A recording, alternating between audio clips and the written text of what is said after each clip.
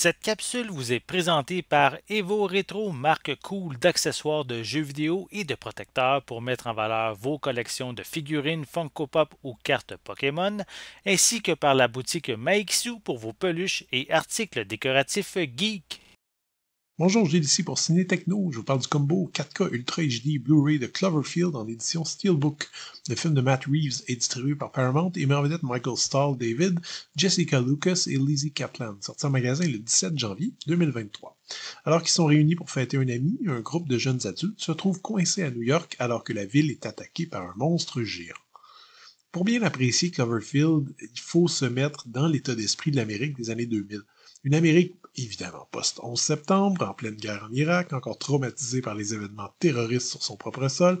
L'importance de l'image a frappé l'imaginaire collectif. Des images inédites d'édifices qui s'effondrent, de violences en tout genre, des images qui dépassent de loin ce qu'Hollywood avait imaginé alors. Les films de genre semblent se cantonner dans un style très terre-à-terre, parfois très cru.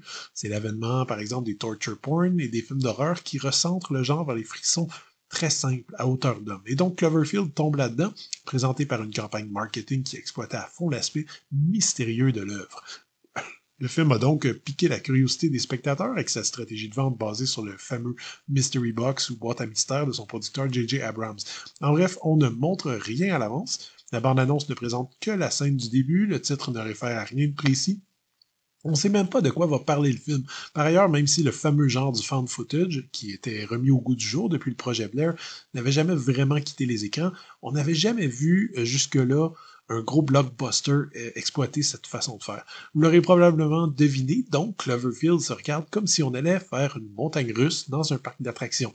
Et ça a marché, le film a connu un énorme succès, a lancé une franchise un peu atypique, et a donc préparé le terrain pour tout un pan de films populaires qui arriveront par la suite, comme les Paranormal Activity Chronicle, Last Exorcism, en redonnant ses lettres de noblesse aux films de monstres géants, un genre qu'Hollywood avait laissé tomber depuis l'échec du Godzilla de Roland Emmerich.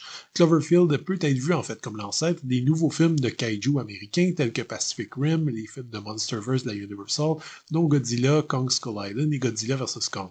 Hollywood commençait déjà à s'éloigner des films de genre plus durs et brutaux des années 2000.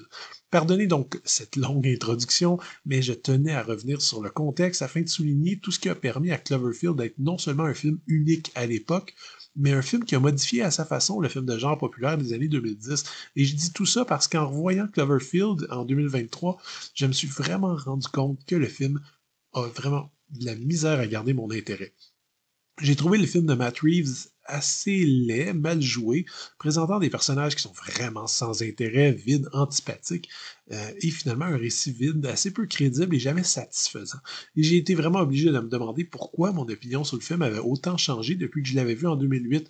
Alors, premier point, quand on revoit le film et qu'on sait exactement tout ce qui se passe, ben, le plaisir de la découverte n'y est plus.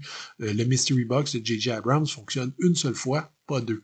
Tout le fameux battage publicitaire à l'époque, toutes les théories cryptiques des fans sur le film ne tiennent vraiment plus la route. Ensuite, eh bien, tous les éléments du film qui étaient étonnants et frais à l'époque ne le sont plus aujourd'hui.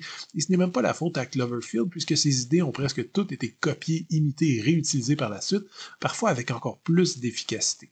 Je serai donc honnête en disant que ce nouveau visionnement de Cloverfield m'a beaucoup déçu, mais je dois aussi admettre l'importance du film. Par ailleurs, il s'agit de la première œuvre de Matt Reeves, qui a par la suite fait de bien belles choses, par exemple avec la franchise La planète des singes, ainsi que le tout dernier Batman avec Robert Pattinson. Sa mise en scène est assez irréprochable ici, permet de donner une belle impression de gigantisme à la façon dont le monstre est filmé, ce qui n'est pas nécessairement chose facile à faire. Le 4K Ultra HD est présenté à 1,78 panoramique. L'image est donc en ultra haute définition, mais on va s'entendre que le matériel source et la quantité de filtres utilisés pour donner au film un aspect amateur ne permet pas à ce disque d'être une référence visuelle. Il y a quelques petites précisions de plus, je dirais, par rapport au Blu-ray, mais gardez vos attentes quand même assez basses. Les pistes audio sont offertes en anglais True HD 5.1 ainsi qu'en français doublé au Québec ou en France, espagnol, portugais, allemand et japonais 5.1. Les sous-titres sont offerts dans ces langues, ainsi qu'en danois, néerlandais, finlandais, norvégien et suédois. À noter que le disque contenu dans ce nouveau coffret Steelbook est exactement le même que celui qui était déjà sorti en 2018.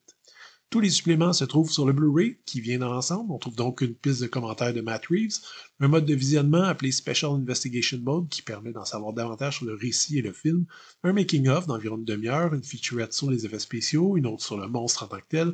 On termine le tout avec des bloopers, des scènes supprimées et deux fins alternatives.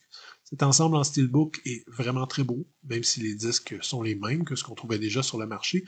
Le coffret vient dans un étui transparent assez élégant. La boîte est ornée d'images du film qui mettent bien dans l'ambiance. Je noterai que malheureusement la copie que j'ai reçue a été brisée sur le côté, comme vous pouvez voir sur les images. Je vous conseille donc de vérifier l'état de votre steelbook si vous décidez de l'acheter. Cloverfield est un film de genre qui est très marquant dans les années 2000 et je sais que le film compte encore beaucoup de fans.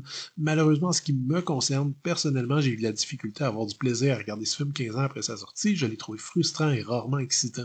Mais il y a d'excellentes raisons de considérer ce film comme une pierre angulaire du cinéma de genre hollywoodien et je suis sûr que le film est toujours aussi efficace pour ceux qui vont le redécouvrir ou le découvrir surtout pour la première fois.